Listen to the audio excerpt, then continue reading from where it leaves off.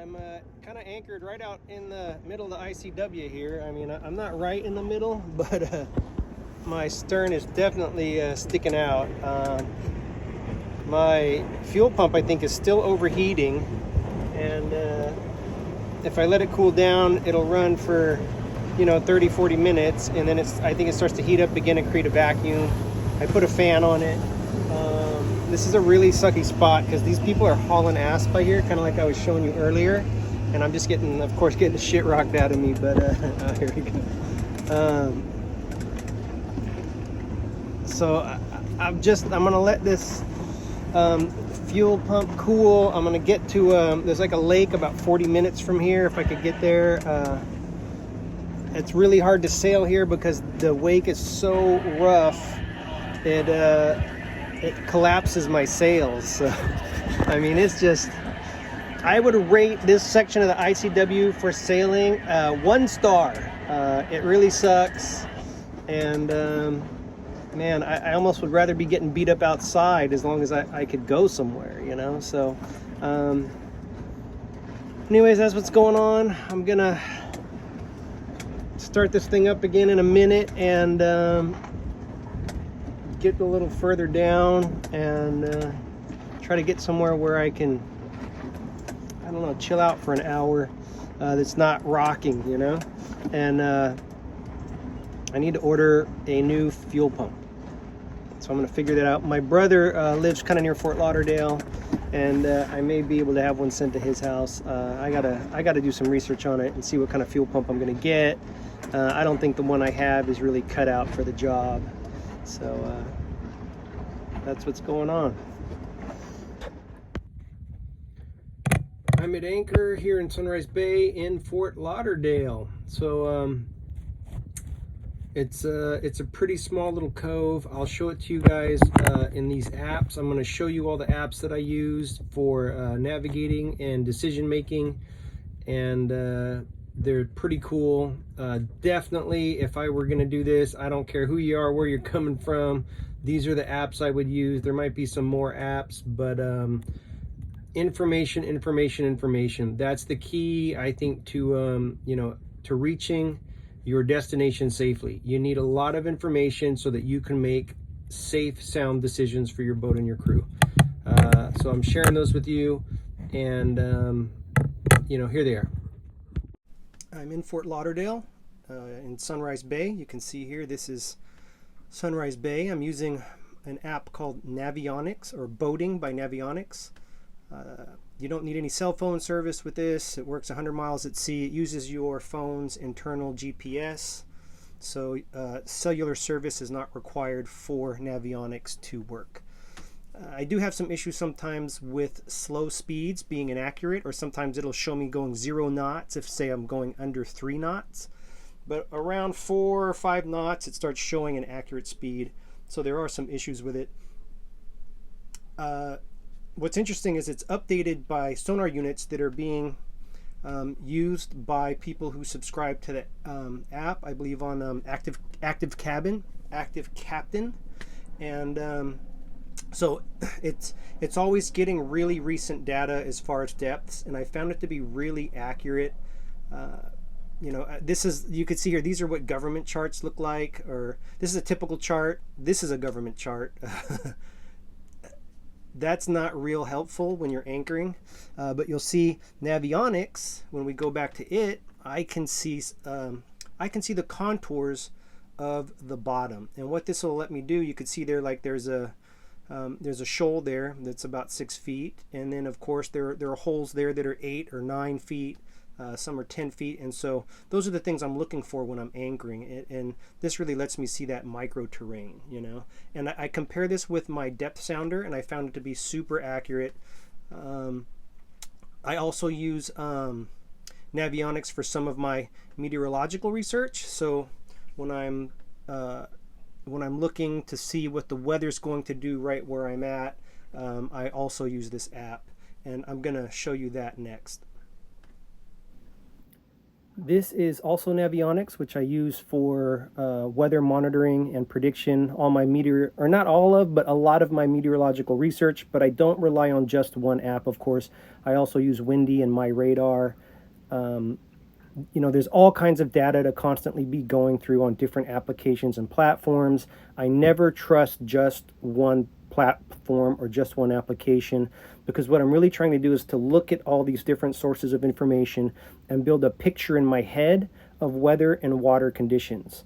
You know, I use Windy and My Radar a lot. I use the NOAA radio, weather radio on VHF. You know, on the, you know, be on like channel 1 or channel 4, and you know, it's 24 hours a day, and they're just reading off the weather.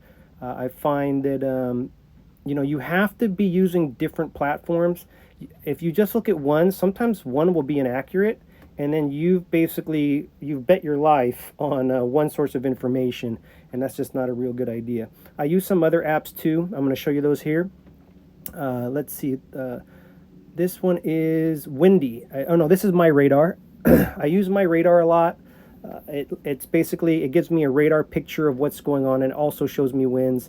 It's really, really accurate for predicting rain. I can pretty much predict when it's going to start or stop raining within about 10 minutes. And I would say that's like about 90% accurate. This next app is Windy. I use it pretty accurately to predict weather models over the near term or the next few days. I think it goes out about 10 or 12 days. You know, like for example, this wind here it's a pretty good looking wind. You can see the green means it's pretty mellow. You know, it might be 10 knots. As it turns yellow, it's like 15 to 20, and then it gets red, you know, up in 25 to 35 or something like that. Those numbers may not be exactly right, but you know, it's kind of a color-coded thing. I find that it pretty accurately predicts weather for the near term, and you know, it's one of the apps that I use. And then of course, like there's a website that allows me to check the dominant wave periods, and this is I forget what it's called even. I just Googled dominant wave period, and this is the website that I use. And I basically look for a wave period that's you know, like 12 seconds for a 1 to 2 foot sea. If it's like 6 seconds, I try to stay out of that. It's just real choppy and unpleasant to be in. It's not necessarily dangerous or anything, but unless the wind's really pushing you along to compensate for that short wave period, and depending on your direction, like if it's a, you know, if it's hitting you on the beam, it can be pretty unpleasant. I'm in Fort Lauderdale, Sunrise Bay. I'm gonna go visit with my brother, his wife, and her parents for Christmas. So since my boat's gonna be unattended for a couple days, I want to make sure it doesn't move once I drop anchor. And I'm gonna do a little trick where I basically run my anchors in series. So I'll have another anchor connected to my anchor. It'll be this chain here, and my Danforth anchor there.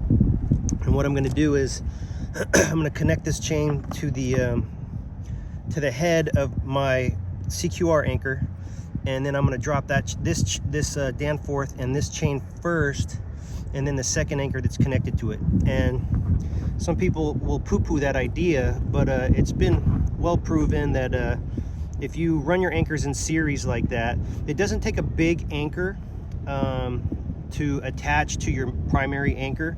It only takes a very small one, and what that does is it increases the holding power of your primary anchor by a factor of 10 times. It makes it 10 times more powerful. So that's what I'm gonna do, and that'll just make sure that it, you know, if while I'm gone, like a squall hits or something, I don't drag anchor.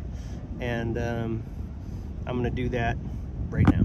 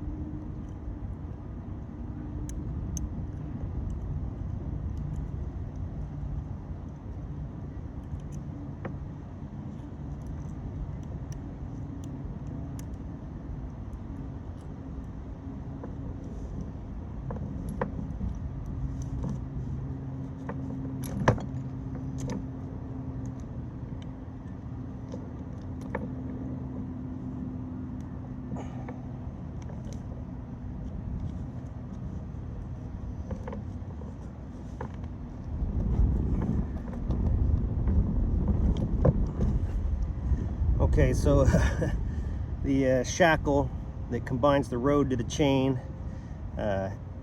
it's stuck, so I'm gonna go get a bigger tool. All right, so now I've got some WD-40 here and a pipe wrench.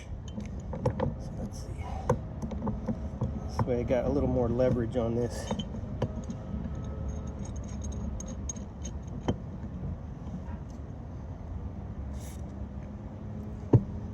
Yeah, let's get it. Gonna put our lube in here first.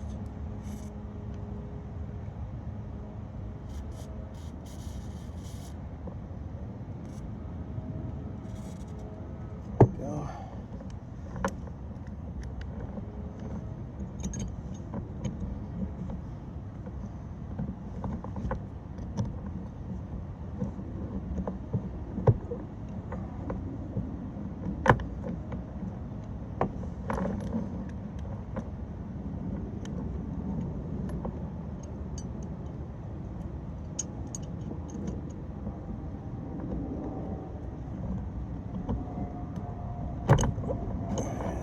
Moving. Yep. Except I'm tightening it, not loosening it. So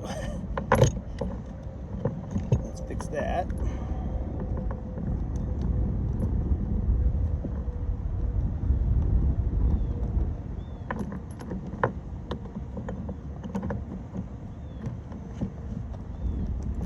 There we go. There we go. Okay.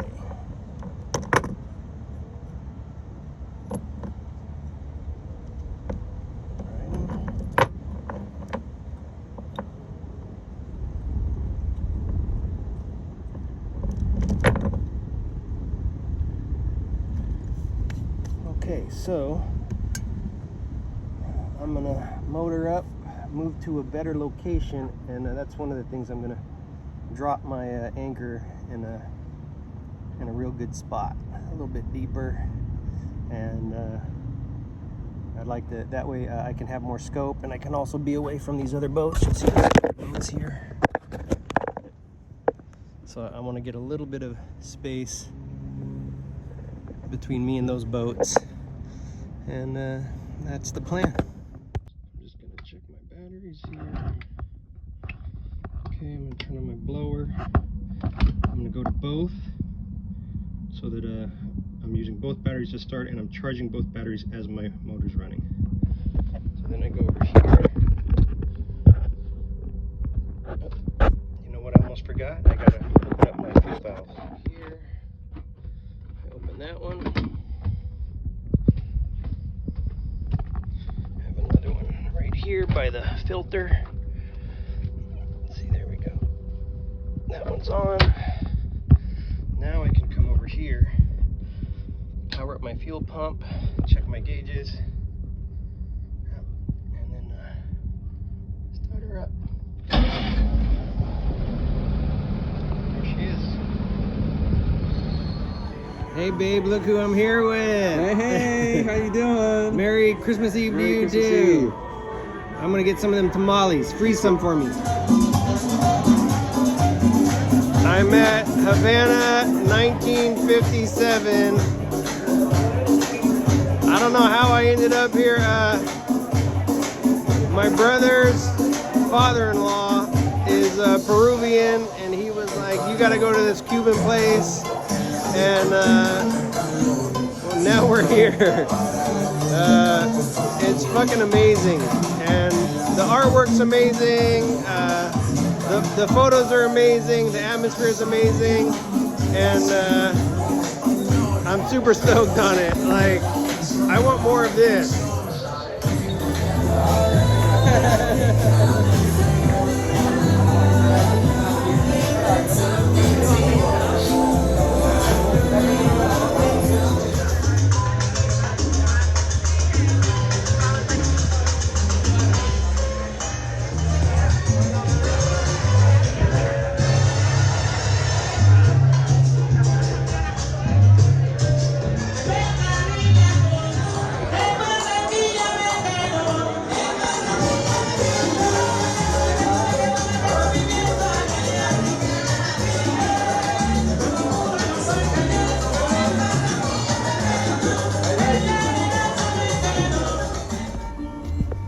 We're down here on Hollywood Beach on Christmas Eve. Actually, it's Christmas Day now. For about 16 minutes, everything's closed. And if you look at this, it's a ghost town. And what's really it's kind of cool because I don't think a lot of people ever get to see it like this, you know? But it's here. It's December 27th, 2020. I'm in Fort Lauderdale in Sunrise Bay. I'm listening to the weather report this morning, and I want to go outside. I want to get out of this river, but I'm not sure the wind's blowing strong enough offshore to make it worth my while. So I did do that before, and I basically just got rocked. I got beat up by waves. They weren't big waves, but they weren't smooth, and so the boat was just kind of doing that, and it wasn't very comfortable. Shit was falling off the shelves. But I'm trying to figure out now this morning. I'm gonna have some coffee and some breakfast, and then I'm gonna listen to the weather report. I'm gonna check the radar. I'm gonna use all my apps that I've probably shown you already to kind of see what's going on. And I may just go out there and see if the wind doesn't pick up at all. Then I may just stay inside the ICW and deal with the bridge thing. It's Sunday, the weekend after Christmas, so I expect it to be quite busy on the ICW, and I don't really want to deal with that. I'd rather take the outside, but I don't make the weather, so I'm gonna get organized this morning. I need to tune my mizzen stays. They're a little bit loose, and I'll show you that process as I do it. And yeah, we'll get organized, keep our eyes on the weather, and see how things turn out in a couple hours. Either way, we're moving. I mean, we're going, so we'll either take the inside or the outside. That's kind of where we're at with it. So let's see what happens. And in case you didn't notice, yes, I'm wearing a tracksuit and a head covering. The temperature this morning when I woke up, I think, was 50. Let me check that. Right now it's 54, so it's not too bad. It's warming up for sure. It's going to be in the 60s, and it'll actually be a real nice day, I think. But it was pretty cold last night. For South Florida, I don't have heaters on the boat, but I bundled up, and I was pretty warm. But that's the weather, and we're gonna go out there and make the best of it. I'm starting to take apart my stove because it's not gimbaling properly, so it's supposed to kind of gimbal freely, so it floats on, it's balanced. So if the boat goes one way or the other, it's still supposed to stay flat. And it's not doing that because someone put a screw in that's hitting a screw that's mounted on the stove. So I got it all taken apart here, and I'm gonna fix that. I got to disconnect this gas line here so I can work on it. It is shut off here and up above, so I'm going to try to make this thing work properly. I'm going to go ahead and clean it. You can see there's a little bit of, it's not that bad actually, considering the age of the boat and stuff, but there's a little bit of dust and some old rice here. That could be from me, but I'm going to clean this out. Since I got the stove off, just makes sense. Got to clean everything all the time, always cleaning. Oh, my gimbal stove gimbals. So that way, if I'm heeling over real hard, I can still cook something if I need to. We don't have to necessarily stop sailing if the boat is heeled over pretty hard. So that's gonna be helpful eventually here soon. These are my mizzen stays. They're tensioners that support my mizzen mast, and they take a lot of the load when there's wind in the sails. And so these are kind of, I can pull them, they're kind of loose. Probably just stretching a little bit from you know, having never been used and now they're being used. So I'm going to tighten them a little bit, and you really want to do it under sail. You know, you change directions and you tighten them when they get loose until they're both pretty tight, and they don't get loose when you change directions. But I'm going to tighten them a little bit so that when I'm under sail and I go to tune them, they're gonna I'm not gonna have to turn them as far and do as much, because the boat will be moving, probably be out at sea, and you know, I'm gonna want to not be messing around. I want to get it done quick. Basically, I just took a screwdriver in here, and then I hold the stay so that it doesn't twist, and then I turn this until it's kind of tight. That's how it's done. Right now I'm standing by for Sunrise Boulevard Bridge, and they've just given the alarm.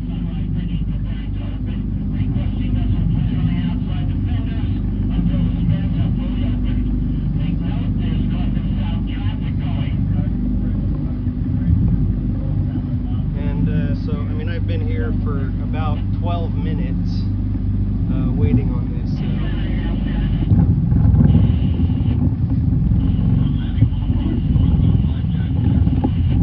I'm going to start creeping up on it. And of course, there's a kayaker coming through as the bridge is opening.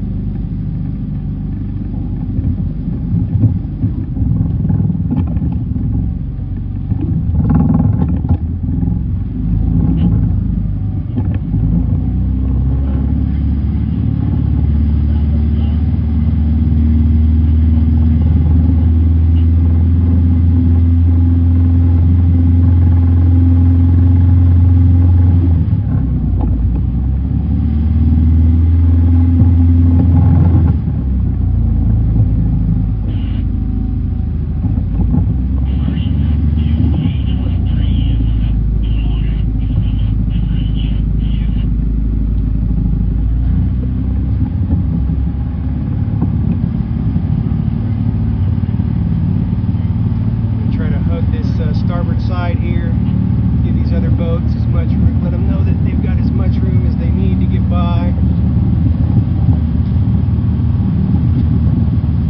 You got little boats shooting through the middle here. This guy, he don't give any fucks.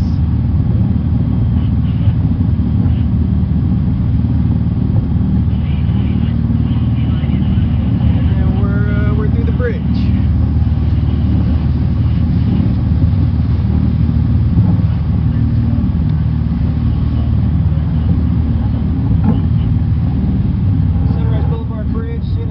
Starship, thanks you, and happy holidays.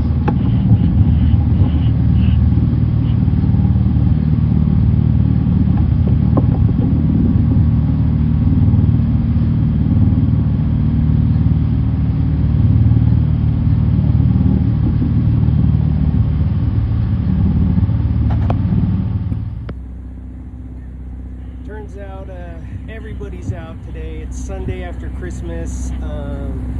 You know, it's the holidays, and it looks like just anybody who's got a boat came out on the water today. So I'm just gonna, you know, keep a lookout for the traffic and try to find a place to hole up for a little while where, you know, maybe I'm like an hour or two down the river, and I can just get ready to sail tomorrow when hopefully not so many people are out.